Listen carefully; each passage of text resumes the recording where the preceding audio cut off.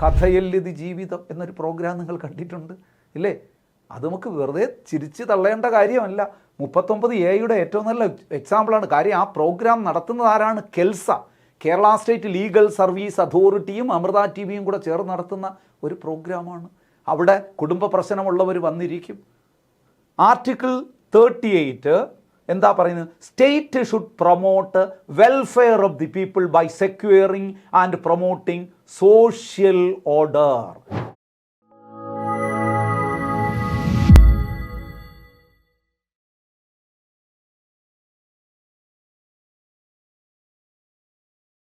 Hi friends, നമസ്കാരം. സഹകാരി rice പ്ലസിൻ്റെ constitution ക്ലാസ്സിലേക്ക് ഏവർക്കും ഹൃദ്യമായ സ്വാഗതം. സുഹൃത്തുക്കളെ, ബലവാനും വേഗതയേറിയവനും ആകണമെന്നില്ല എപ്പോഴും വിജയം കൈവരിക്കുന്നത്.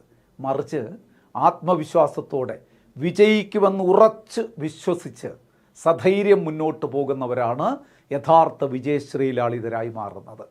എൻ്റെ സുഹൃത്തുക്കളെല്ലാം, എന്നെ കണ്ടുകൊണ്ടിരിക്കുന്ന കേട്ടുകൊണ്ടിരിക്കുന്ന സഹകാരി റൈസ് പ്ലസിൻ്റെ എല്ലാ സുഹൃത്തുക്കളും അത്തരം ആത്മവിശ്വാസത്തോടെ മുന്നോട്ട് പോകണം എന്ന് ഞാൻ ഓർമ്മിപ്പിക്കുകയാണ്. യാതൊരു രീതിയിലുള്ള ആശങ്കയും വേണ്ട, ഒപ്പം ഞങ്ങളുണ്ട്. സഹകാരി റൈസ് പ്ലസ് ഉണ്ട് നിങ്ങളുടെ വിജയം വരെ. എല്ലാവർക്കും വലിയ വിജയം ഉണ്ടാകട്ടെ എന്ന പ്രാർത്ഥനയോടെ, ആശംസയോടെ, ഏറെ സ്നേഹത്തോടെ ഇന്നത്തെ ക്ലാസ്സിലേക്ക് ഒരിക്കൽ കൂടി ഞാൻ ക്ഷണിക്കുകയാണ്. ഇന്ന് directive principles of state policy DPSPയുടെ രണ്ടാം ഭാഗമാണ്. രണ്ടാം ഭാഗം എന്ന് പറഞ്ഞാൽ അവസാന ഭാഗം. ഒരു ഭാഗം നമ്മൾ നേരത്തെ വിശദമായി പഠിച്ചു.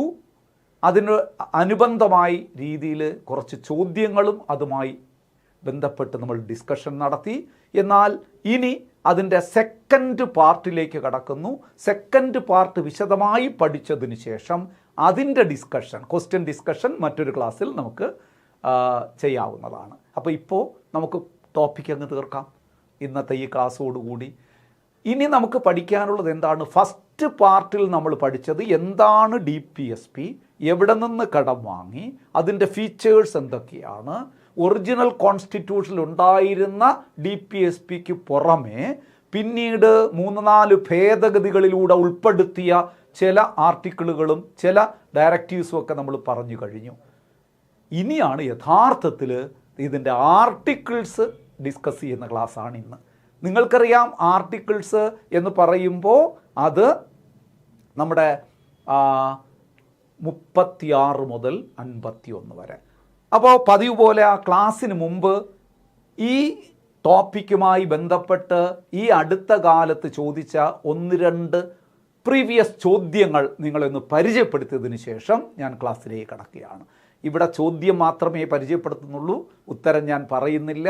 കാരണം നമ്മൾ പഠിക്കാൻ പോകുന്നതാണ്. കാണാൻ പോകുന്ന പൂരം പറയേണ്ടതില്ലല്ലോ എന്ന് പറഞ്ഞതുപോലെ ഞാനിപ്പോൾ അതിനെക്കുറിച്ച് ആൻസർ ഇപ്പം പറയുന്നില്ല. കാരണം ഈ ഭാഗത്ത് നിന്ന് ഏത് രീതിയിലുള്ള ചോദ്യങ്ങളാണ് PSC ചോദിച്ചു കൊണ്ടിരിക്കുന്നത് എന്ന് നിങ്ങളെ ഒന്ന് ബോധ്യപ്പെടുത്താൻ വേണ്ടിയിട്ടാണ് ഈ ചോദ്യങ്ങൾ നിങ്ങളെ പരിചയപ്പെടുത്തുന്നത്.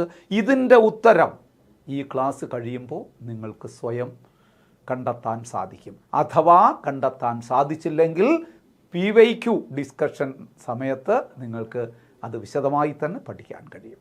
അപ്പോൾ ചോദ്യം ഒന്ന് ശ്രദ്ധിക്കുക. ഈ അടുത്ത കാലത്ത് 2025 തന്നെ ചോദിച്ച ചോദ്യമാണ്, ഇന്ത്യൻ ഭരണഘടനയിലെ നിർദ്ദേശക തത്വങ്ങളുടെ വകുപ്പുകൾ ശരിയായി ക്രമീകരിക്കുക, കുടിൽ വ്യവസായത്തെ പ്രോത്സാഹിപ്പിക്കൽ. ഇതിലേത് ആർട്ടിക്കിളാണെന്ന് പറയണം. ഇപ്പം നമ്മൾ പഠിക്കാൻ പോവാണ്. ഏകീകൃത സിവിൽ കോഡ് നടപ്പിലാക്കണം, യൂണിഫോം സിവിൽ കോഡ്. ഏത് ആർട്ടിക്കിള് നിങ്ങളിപ്പോൾ മനസ്സിൽ പറയുന്നുണ്ടാകും, കാരണം ഇതൊക്കെ നിങ്ങൾക്കറിയാം എന്ന് തന്നെ ഞാൻ വിശ്വസിക്കുന്നു. ഗോവധം നിരോധിക്കുക, ഏത് വകുപ്പെന്ന് ഇതിനകത്ത് പ്രത്യേകിച്ച് അടയാളപ്പെടുത്തണം. അന്താരാഷ്ട്ര സമാധാനവും സുരക്ഷയും ഏത് ആർട്ടിക്കിളിലാണ് പറയുന്നത് എന്ന് വ്യക്തമായും നിങ്ങൾക്ക് കണ്ടെത്താൻ സാധിക്കും. ഒരുപാട് സമയമൊന്നും വേണ്ട, ഒരല്പസമയം നമ്മുടെ ഈ ക്ലാസ് കാണുമ്പോൾ തന്നെ നിങ്ങൾ ഇതിൻ്റെ ആൻസർ കണ്ടെത്തുന്നതായിരിക്കും. അപ്പോൾ ചോദ്യം, ഇത്തരത്തിലുള്ള ചോദ്യങ്ങൾ ഇങ്ങനെ ചേരുംപടി ചേർക്കുക എന്നൊക്കെ കൊച്ചു ക്ലാസ്സിൽ പഠിച്ച ആ മോഡലൊക്കെയാണ് ഇപ്പം ചോദിക്കുന്നത്. തീർച്ചയായിട്ടും അത് നിങ്ങൾക്ക് കണ്ടെത്താൻ പറ്റും ക്ലാസ് കഴിയുമ്പോൾ. മറ്റൊരു ചോദ്യം, The directive principles of state policy in Indian constitution resembles the instrument of instruction enumerated in the. നിങ്ങൾ പഠിക്കണം. ഇത് നമ്മൾ പഠിച്ചതാണ്, ആദ്യ പാർട്ടിൽ തന്നെ പഠിച്ചതാണ്, ഓർമ്മയുണ്ടോ? അതായത് DPSPയിലെ ഇൻസ്ട്രുമെൻ്റ് ഓഫ് ഇൻസ്ട്രക്ഷൻ പോലെയാണെന്നൊക്കെ ഡോക്ടർ BR അംബേദ്കർ പറഞ്ഞ കാര്യമൊക്കെ നമ്മൾ പഠിച്ചതാണ്. ആ ഇൻസ്ട്രുമെൻ്റ് ഓഫ് ഇൻസ്ട്രക്ഷൻ ഇന്ത്യയിലെ ഏത് നിയമത്തിൻ്റെ ഭാഗമാണെന്ന് നമ്മളവിടെ പഠിച്ചു കഴിഞ്ഞു. ഇവിടെ പറയുന്നത് government of India act 1909, government of India act 1935, government of India act of 1919, government of India act 1947. ഏതാണെന്ന് ഇപ്പം തന്നെ നിങ്ങൾക്ക് ഉത്തരം കിട്ടിയിട്ടുണ്ട്, കഴിഞ്ഞ ക്ലാസ്സിൽ പഠിച്ചതാണ്. സ്വാഭാവികമായിട്ട് നമ്മൾ പറയുന്നത് പോലെ ഇതിൻ്റെ ഉത്തരം ഞാൻ ഇപ്പോൾ പറയുന്നില്ല, ക്ലാസ് കഴിയുമ്പോൾ നിങ്ങൾക്ക് മനസ്സിലാവും. ഈ ചോദ്യത്തിൻ്റെ ഉത്തരം ക്ലാസ് കഴിയുമ്പോഴല്ല, കഴിഞ്ഞ ക്ലാസ് കഴിഞ്ഞപ്പോഴേ നിങ്ങൾക്ക് കിട്ടിക്കഴിഞ്ഞു. ഓക്കെ, അപ്പോൾ നമുക്ക് ഇനി ശരിക്കും നമ്മുടെ ടോപ്പിക്കിലേക്ക് കടക്കാം. വെരി വെരി ഇമ്പോർട്ടൻ്റ് ആയിട്ടുള്ള ഏരിയയിലേക്ക് കടക്കുന്നു. ആർട്ടിക്കിൾ 36 to 51 അതാണ് നമ്മൾ പഠിക്കാൻ പോകുന്നത്. ഒരു ചാർട്ട് പോലെ ഇവിടെ കൊടുത്തിട്ടുണ്ട്, എളുപ്പം പഠിക്കത്തക്ക രീതിയിൽ.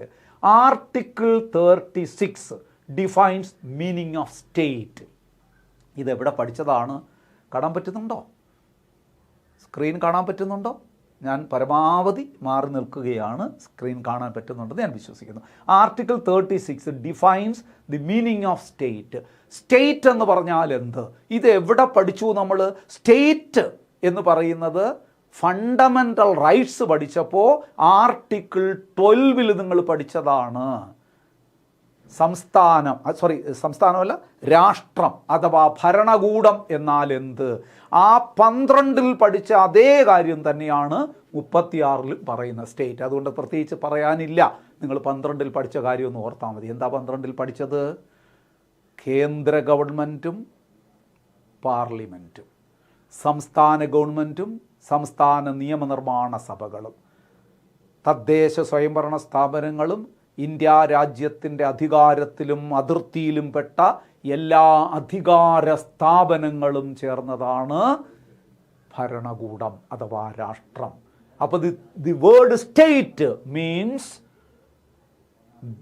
Government of India and parliament, state governments and state legislative assemblies, local cell government and all other constitutional and statutory bodies within the territory of India. ഇത് തന്നെയാണ് സ്റ്റേറ്റ് എന്ന് പറഞ്ഞാൽ. ഇന്ത്യക്ക് അത് സെൻട്രൽ ഗവൺമെൻറ്റും പാർലമെൻറ്റും, സ്റ്റേറ്റ് ഗവൺമെൻറ്റും സ്റ്റേറ്റ് ലെജിസ്ലേറ്റീവ് അസംബ്ലീസും, അതുപോലെ തന്നെ തദ്ദേശ സ്വയംഭരണ സ്ഥാപനങ്ങളും, ഇന്ത്യയിലുള്ള എല്ലാ അധികാര സ്ഥാപനങ്ങളും ചേർന്നതിനെയാണ് സ്റ്റേറ്റ് എന്ന് വിളിക്കുന്നത്. ജസ്റ്റ് ഒന്ന് ഓർത്ത് വെച്ചോളൂ.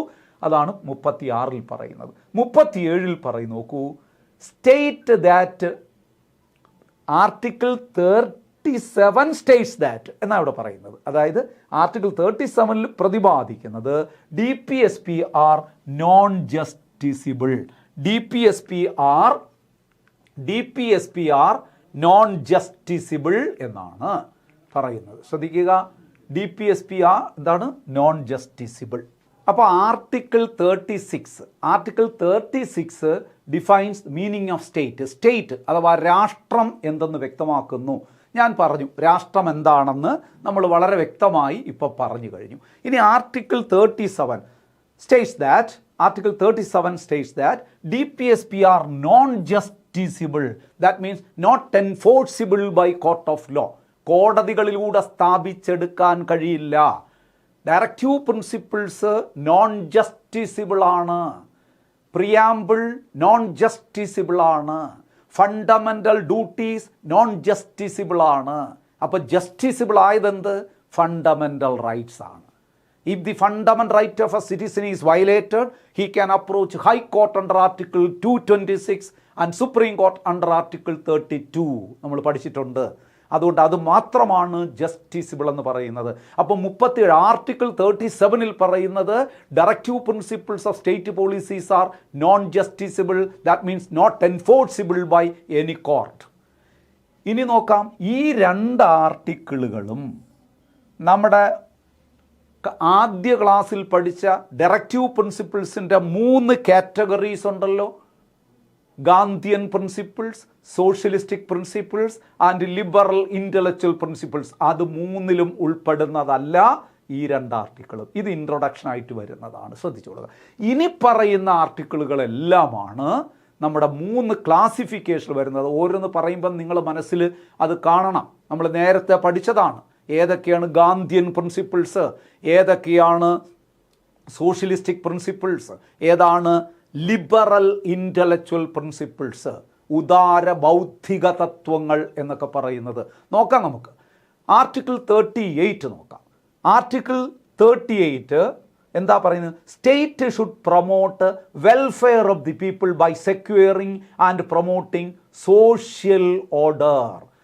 State should promote welfare of people by securing and promoting social order. ഒരു സാമൂഹ്യ ക്രമം കെട്ടിപ്പടുത്തി ജനങ്ങളുടെ വെൽഫെയർ ഉയർത്തണം. നിങ്ങൾ ഇത് ഒരു പോയിൻ്റായിട്ട് പഠിക്കണം. അതായത് ആർട്ടിക്കിൾ 38 1 ആണ്. ഇത് 38 അതങ്ങനെ നിങ്ങൾ ഓർത്തോളണേ. ആർട്ടിക്കിൾ 38 2. കാരണം ഇനി പറയുന്ന ഈ കാര്യം പിന്നീട് കൂട്ടിച്ചേർത്തതാണ്. ആദ്യ ക്ലാസ്സിൽ നമ്മൾ പഠിച്ചിട്ടുണ്ട്. ഏതിലൂടെ കൂട്ടിച്ചേർത്തതാണ്? 44th amendment act of 1978. 1978 44ാം ഭേദഗതിയിലൂടെ ഉൾപ്പെടുത്തിയ ആർട്ടിക്കിളാണ് 38(2). 38(2) പറയുന്നത് എന്താണെന്ന് നോക്ക്. അതായത് state should minimise income equalities, അല്ലെങ്കിൽ state should minimise inequalities in income, status and opportunities, facilities and opportunities. പഠിച്ചത് ഓർമ്മയുണ്ടോ? അതായത് നമ്മൾ പറയുന്നത് ആർട്ടിക്കിൾ 38 ഒന്നാമത്തെ പോയിന്റ് പറയുന്നത് the state should promote welfare of the people by securing and promoting social order. ഒരു സാമൂഹ്യ ക്രമം കെട്ടിപ്പടുത്തുകൊണ്ട് ജനങ്ങളുടെ വെൽഫെയർ വർദ്ധിപ്പിക്കണം. അതിനു വേണ്ടിയിട്ടുള്ള ഒരു സാമൂഹ്യ ക്രമം കെട്ടിപ്പടുക്കണം. ഇനി പറയുന്നത് അതിൻ്റെ ഭാഗമായിട്ട് 38(2) 44ാം ഭേദഗതിയിൽ ഉൾപ്പെടുത്തിയ 32 പറയുന്നത് എന്താണ്? The state should minimise income inequalities, അല്ലെങ്കിൽ state should minimise inequalities in income, opportunity, facility and status. മനുഷ്യരുടെ ഇടയിൽ വരുമാനത്തിലും പദവിയിലും അവസരങ്ങളിലും ഉള്ള വലിയ അന്തരമുണ്ട്. ആ ഇൻഇക്വാലിറ്റീസ്, അസമത്വങ്ങൾ ഇല്ലാതാക്കുന്നതിന് വേണ്ടിയിട്ടുള്ള പരിശ്രമം സ്റ്റേറ്റ് നടത്തണം എന്ന് പറയുന്നത് 38(2) അപ്പോൾ ഇത് 2 തന്നെ നിങ്ങൾ ഇന്ന് പഠിച്ചു വെച്ചോളൂ കേട്ടോ. കാരണം ഇത് നേരത്തെ ഉണ്ടായിരുന്നത്, പിന്നെ 32 ആണ് അവസാനം. 38(2) പിന്നീട് 44ാം ഭേദഗതിയിൽ കൂട്ടിച്ചേർത്ത കാര്യം നമ്മൾ പറഞ്ഞു. ഇനി അതുപോലെ തന്നെ 39 പറയുന്നത് നോക്കൂ. 39 നിങ്ങൾക്ക് അറിയാം. 39 എ ഉണ്ട്, ബി ഉണ്ട്, സി ഉണ്ട്, ഡി ഉണ്ട്, ഇ ഉണ്ട്, എഫ് പിന്നീട് കൂട്ടിച്ചേർത്തു 42nd അമെൻമെൻറ്റ് ആക്ട് 1976 അത് ഞാൻ പറയാം. എന്താ നമ്മൾ പഠിച്ചതാണ്, അതും കൂടി നിങ്ങളിവിടെ ഓർക്കാൻ വേണ്ടി ഞാൻ പറഞ്ഞതാണ്. ഇവിടെ നോക്കൂ. ഇവിടെ article 39 outlines policy principles that government must follow. Policy principle, നയതത്വങ്ങൾ, രാഷ്ട്രം കൈക്കൊള്ളേണ്ട ചില നയതത്വങ്ങൾ എന്താണെന്ന് വിശദമാക്കുന്ന ആർട്ടിക്കിളാണ് ആർട്ടിക്കിൾ 39. അതായത് രാജ്യത്തെ ഒരു വെൽഫെയർ സ്റ്റേറ്റ് ആക്കി മാറ്റുന്നതിന് വേണ്ടി രാഷ്ട്രം എന്തൊക്കെ നയതത്വങ്ങൾ ആസൂത്രണം ചെയ്യണം. അതിൽ എ പറയുന്നു നോക്ക്.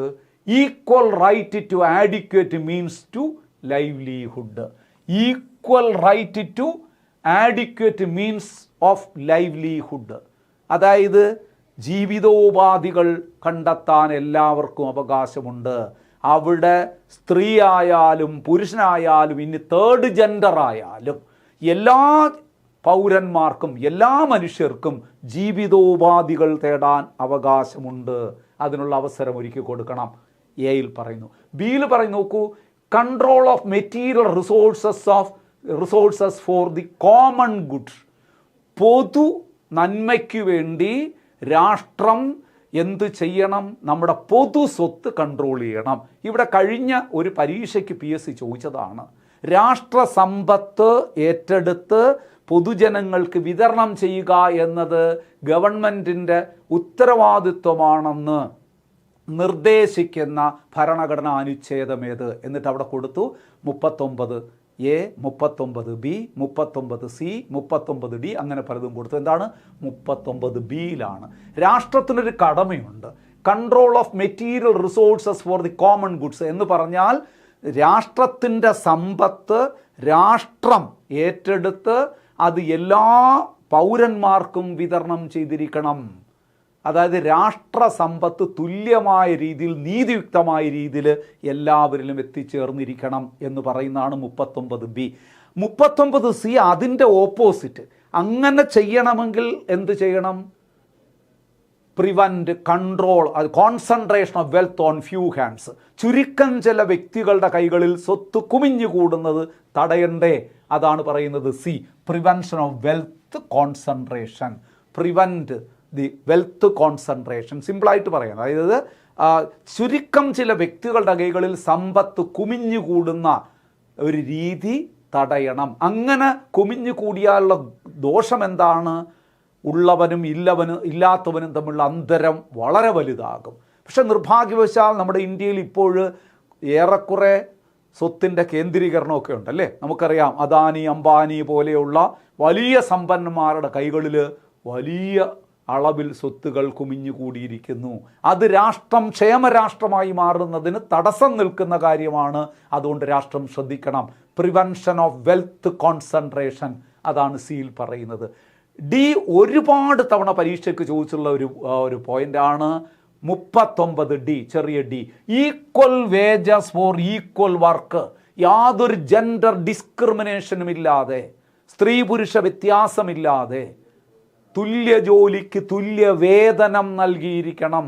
തുല്യ ജോലിക്ക് തുല്യ വേതനം നൽകണമെന്ന് പറയുന്ന ആർട്ടിക്കിളാണ് ആർട്ടിക്കിൾ 39D. ആർട്ടിക്കിൾ 39D ആണ് ഇതിൽ ഏറ്റവും പ്രധാനപ്പെട്ടത്. Equal wages four equal work. എല്ലാ മനുഷ്യർക്കും, തുല്യ ജോലി ചെയ്യുന്നവർക്ക് തുല്യ വേതനം നൽകിയിരിക്കണം. അത് മെന്നായാലും വിമണായാലും ആരായാലും. ക്ലിയർ അല്ലേ? ആ ആർട്ടിക്കിൾ 39Dയെ അടിസ്ഥാനമാക്കി ഇന്ത്യൻ പാർലമെൻറ്റ് ഒരു നിയമനിർമ്മാണം നടത്തിയിട്ടുണ്ട് 1976. ആ നിയമത്തിൻ്റെ പേരെന്താണ്? The equal remuneration act. Equal remuneration act was passed in which year? പരീക്ഷയ്ക്ക് ചോദിച്ചിട്ടുണ്ട്. ഇന്ത്യയിൽ തുല്യവേതന നിയമം പാസ്സാക്കിയതെന്ന്. Equal wages act, equal remuneration act 1976, 1976 equal remuneration act അഥവാ തുല്യവേതന നിയമം പാർലമെൻറ്റ് പാസ്സാക്കിയത്. ഏത് ആർട്ടിക്കിളിൻ്റെ ഇൻസ്പിറേഷനിൽ നിന്ന്? Article 39D. ഓർക്കണം. അടുത്ത നോക്കൂ, 39E പറയുന്നത് എന്താണ്? Protection of health and strength of workers and children. Protection of health and strength of workers and children. അതായത് തൊഴിലാളികളുടെയും കുട്ടികളുടെയും ആരോഗ്യവും അതുപോലെ തന്നെ അവരുടെ കഴിവും പരമാവധി സംരക്ഷിക്കണം. അവിടെ ഞാൻ പറയാം എന്താണെന്നോ ഞാൻ പറയാം. ഇപ്പോൾ ഉദാഹരണത്തിന് ഒരു ഫാക്ടറിയിൽ തൊഴിൽ ചെയ്യുന്ന ഒരു വ്യക്തി, അയാളുടെ ആരോഗ്യവും അയാളുടെ സ്ട്രെങ്തും കഴിവും പരിപാലിക്കണ്ടേ? അയാളൊരു യന്ത്രം പോലെ വർക്ക് ചെയ്യിപ്പിച്ചാൽ അവസ്ഥ എന്തായിരിക്കും? പെട്ടെന്ന് അയാളുടെ ശേഷിയെല്ലാം നശിക്കും, ആരോഗ്യമെല്ലാം നശിക്കും, പിന്നെ ഒന്നിനും കൊള്ളാത്തവനായി മാറും. ചിലപ്പോൾ അങ്ങനെ ഒരു സാഹചര്യം ഉണ്ടാകാറുണ്ട് പലപ്പോഴും. എന്താണെന്നറിയാമോ? ഇപ്പോൾ ഞാനാണ് വർക്ക് ചെയ്യുന്ന ഒരു ഫാക്ടറിയിൽ വർക്ക് ചെയ്യുന്ന ഒരു തൊഴിലാളി എന്ന് വിചാരിക്കുക. വലിയ പ്രാരാബ്ധങ്ങളുടെ നടുവിലാണ് ഞാൻ നിൽക്കുന്നത്. അതുകൊണ്ട് എൻ്റെ ആരോഗ്യവും എൻ്റെ സ്ട്രെങ്തും പോലും മറന്നുകൊണ്ട് ജോലി ചെയ്യാൻ ഞാൻ തയ്യാറാകും. പക്ഷെ എന്നെ അങ്ങനെ ജോലി ചെയ്യിപ്പിക്കരുതെന്നാണ് ഇവിടെ പറയുന്നത്. രാവിലെ മുതൽ വൈകിട്ട് വരെ ജോലി ചെയ്ത് ക്ഷീണിച്ചിരിക്കുന്ന എന്നോട് പറയുകയാണ്, ഓവർ ടൈം നൈറ്റും കൂടി ജോലി ചെയ്ത് കഴിഞ്ഞാൽ നിനക്ക് കുറേ കൂടി കാശ് തരാമെന്ന് പറഞ്ഞാൽ ഞാൻ വേറെ ഒന്നും നോക്കൂല. ഞാനതിന് തയ്യാറാക്കും. പക്ഷെ അവിടെ എന്ത് നശിക്കുന്നു? എൻ്റെ ആരോഗ്യം നശിക്കുന്നു, എൻ്റെ സ്ട്രെങ്ത് നശിക്കുന്നു. ഇങ്ങനെ തൊഴിലാളികളുടെയും കുട്ടികളുടെയും ആരോഗ്യവും സ്ട്രെങ്തും നശിപ്പിക്കുന്ന രീതിയിലുള്ള ഒരു പ്രവർത്തനം ഉണ്ടാകാൻ പാടില്ല. അതുകൊണ്ടാണ് പറയുന്നത് protection of health and strength of workers and children. ഇതാണ് ശരിക്കും ഈ വരെ പറയുന്നത്. അവിടെ 42nd അമെൻമെൻറ്റ് ആക്ട് 1976 അവിടെ ഒരു എഫും കൂടെ കൂട്ടിച്ചേർത്തു.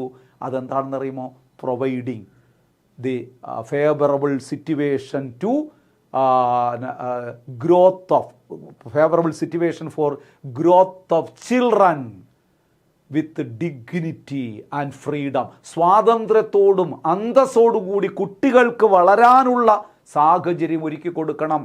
അപ്പോൾ provision of a favourable situation for the growth of children with dignity and freedom. സ്വാതന്ത്ര്യത്തോടും അന്തസ്സോടുകൂടിയും കുട്ടികൾക്ക് വളരാനുള്ള ഒരു സാഹചര്യം ഒരുക്കി കൊടുക്കണം രാഷ്ട്രം എന്ന് പറയുന്നതാണ് അവസാനം കൂട്ടിച്ചേർത്ത 42ാം ഭേദഗതിയിലൂടെ കൂട്ടിച്ചേർത്ത എഫിൽ പറയുന്നത്.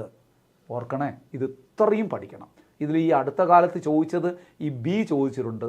അതായത് ഇൻ വിച്ച് ആർട്ടിക്കിൾ അല്ലെങ്കിൽ which article states that it is a responsibility of state to distribute national resources to all people in just and equitable manor.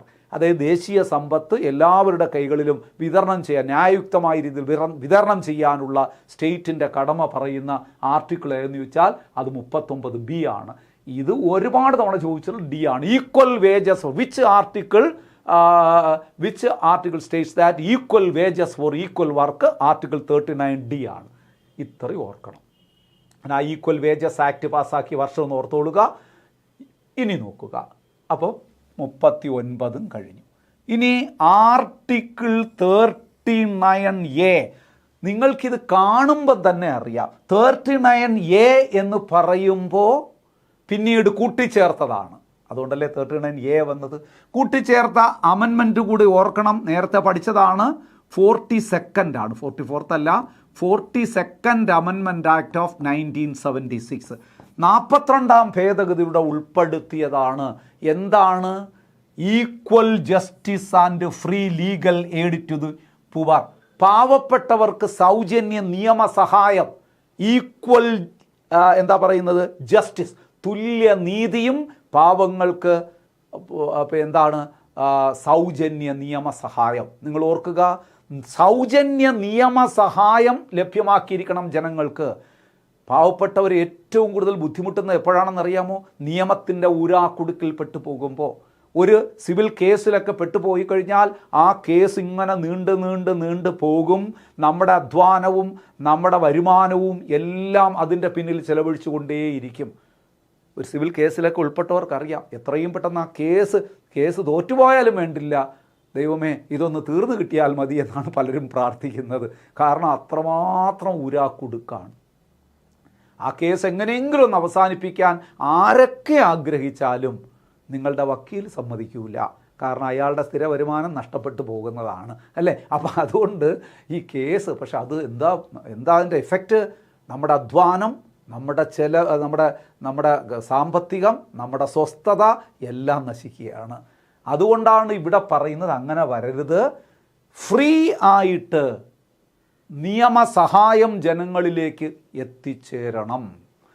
നോക്കണം, ഇതൊക്കെ പഠിക്കുമ്പം എന്തെങ്കിലുമൊക്കെ നടപ്പിലാക്കിയിട്ടുണ്ടോ എന്ന് കൂടി നിങ്ങൾ ആലോചിക്കണം. ഒരുപാട് കാര്യങ്ങൾ നടപ്പിലായിക്കൊണ്ട് എത്രയോ മേഖലകളിൽ സൗജന്യ നിയമസഹായ പദ്ധതികൾ നടപ്പാക്കുന്നുണ്ട്, ഇല്ലേ? ജനങ്ങൾക്ക് ഫ്രീ ആയിട്ട് നിയമസഹായം ലഭ്യമാകുന്ന എത്രയോ പരിപാടികൾ ഇപ്പം സർക്കാർ ആസൂത്രണം ചെയ്ത് നടപ്പിലാക്കുന്നുണ്ട്. നിങ്ങൾ കേട്ടിട്ടുണ്ട്, പലപ്പോഴും അദാലത്തുകൾ കൂടാറുണ്ട് പല വിഷയങ്ങളുമായി ബന്ധപ്പെട്ട്. ഞാനൊരു എക്സാമ്പിൾ പറയാം. പെൻഷൻ അദാലത്ത് എന്നുവെച്ചാൽ പെൻഷൻകാരുടെ പ്രശ്നങ്ങൾ കൈകാര്യം ചെയ്യുന്ന ഒരു കോടതി. ഏതെങ്കിലും ഒരു പ്രത്യേക സ്ഥലത്ത് ഒരു ഹോളിഡേയിൽ ഒരു സ്കൂളിലോ മറ്റേതെങ്കിലും പൊതുസ്ഥലത്തോ വച്ച് ഒരു പെൻഷൻ അദാലത്ത് കൂടുന്നു എന്ന് വിചാരിക്കുക. ആ പ്രദേശത്തുള്ള ആൾക്കാർ, പെൻഷനേഴ്സ്, വയോധികർ, അവരുടെ പെൻഷൻ റെക്കോർഡുകളുമായിട്ട് ആ സ്ഥലത്ത് വരുന്നു, കോടതിയുടെ മുമ്പിൽ അത് ഹാജരാക്കുന്നു, അവരുടെ പ്രശ്നങ്ങൾ അവിടെ വച്ച് ചർച്ച ചെയ്ത് പരിഹരിക്കുന്നു, അവർക്ക് വേണ്ടുന്ന നിയമസഹായങ്ങൾ നൽകുന്നു. 5 പൈസയുടെ ചിലവ് അവർക്കില്ല. ഈ ചിലവെല്ലാം വഹിക്കുന്ന സർക്കാരായിരിക്കും. ഇതാണ് സൗജന്യ നിയമസഹായം. അല്ലേ? ഒരുപാട് സഹായങ്ങൾ. ഇപ്പോൾ കുടുംബ കോടതികളിലൊക്കെ നല്ല കാശ് കൊടുത്ത് വക്കീലിനെ വെച്ച് പോകുന്നവരാണ് അധികവും. എന്നാൽ കുടുംബ പ്രശ്നങ്ങളിൽ ഉൾപ്പെട്ട ഒരു നിർധനയായ ഒരു സ്ത്രീ, അവർക്ക് കേസ് വാദിക്കാൻ കാശ് കൊടുത്ത് വക്കീലിനെ വെച്ച് കേസ് വാദിക്കാൻ കഴിയില്ല. അപ്പോൾ അവരുടെ ആ നിസ്സഹായ അവസ്ഥ, അവരുടെ ആ സാമ്പത്തിക പരാധീനത സർക്കാരിനെ ബോധ്യപ്പെടുത്തിയാൽ സർക്കാർ എന്ത് ചെയ്യും? വക്കീലിനെ ഏർപ്പെടുത്തി കൊടുക്കും. അതിൻ്റെ വക്കീലിൻ്റെ ഫീസ് ആര് കൊടുക്കും? സർക്കാർ കൊടുക്കും, ഇല്ലേ? അപ്പോൾ അങ്ങനെ വരുമ്പോൾ അവർക്ക് ശരിക്കും സൗജന്യമായി നിയമസഹായം ലഭിച്ചു. ഇനി കുടുംബ പ്രശ്നങ്ങൾ പരിഹരിക്കാൻ നിങ്ങൾക്ക് കോടതിയിൽ തന്നെ പോകണമെന്നില്ല. അമൃത ടി വിയിൽ പോയാൽ മതി. കഥയല്ലിത് ജീവിതം എന്നൊരു പ്രോഗ്രാം നിങ്ങൾ കണ്ടിട്ടുണ്ട്, ഇല്ലേ? അത് നമുക്ക് വെറുതെ ചിരിച്ച് തള്ളേണ്ട കാര്യമല്ല. 39A ഏറ്റവും നല്ല എക്സാമ്പിളാണ്. കാര്യം ആ പ്രോഗ്രാം നടത്തുന്നത് ആരാണ്? KELSA, Kerala state legal service അതോറിറ്റിയും അമൃത ടി വിയും കൂടെ ചേർന്ന് നടത്തുന്ന ഒരു പ്രോഗ്രാമാണ്. അവിടെ കുടുംബ പ്രശ്നമുള്ളവർ വന്നിരിക്കും. അവിടെ ഒരു വക്കീലുണ്ട്, അവിടെ ഒരു ജഡ്ജിയുണ്ട്, അവിടെ ഒരു സാമൂഹ്യ പ്രവർത്തകനോ കാണും. അവരെല്ലാം കൂടി ചർച്ച ചെയ്ത് ഈ വിഷയങ്ങൾ ചർച്ച ചെയ്ത് അവിടെ വച്ച് പരിഹാരമുണ്ടാക്കുന്നു. അവിടെ എടുക്കുന്ന തീരുമാനം കോടതിയുടെ വിധിയാണ്. സൗജന്യ നിയമസഹായ പദ്ധതികൾ ഇങ്ങനെ ഒരുപാടുണ്ട്. അപ്പോൾ അത് ഒന്ന് ഓർമ്മിപ്പിക്കാൻ വേണ്ടി ഞാൻ പറഞ്ഞതാണ്. 39A equal justice and free legal aid to poor added by 42nd അവിടെ കൊടുത്തിട്ടുണ്ട് കേട്ടോ. 42nd amendment act of 1976. അടുത്ത് നോക്കൂ. അപ്പോൾ ഇതെല്ലാം എവിടെ വരുന്നതാണെന്ന് കൂടെ നിങ്ങൾ ആലോചിച്ച് നോക്കൂ. ഇതെല്ലാം സോഷ്യലിസ്റ്റിക് കാഴ്ചപ്പാടല്ലേ?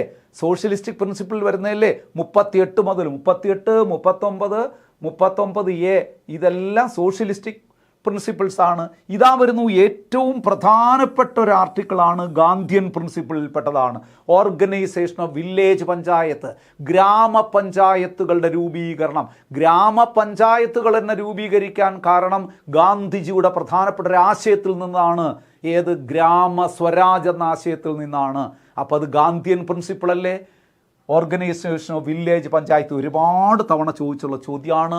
ഇന്ത്യയിലെ ഗ്രാമപഞ്ചായത്തുകൾ രൂപീകരണം ആയി ബന്ധപ്പെട്ട ഭരണഘടനാ അനുച്ഛേദമേത്? ആർട്ടിക്കിൾ 40. ഇനി നോക്കൂ 41, ശ്രദ്ധിക്കണം.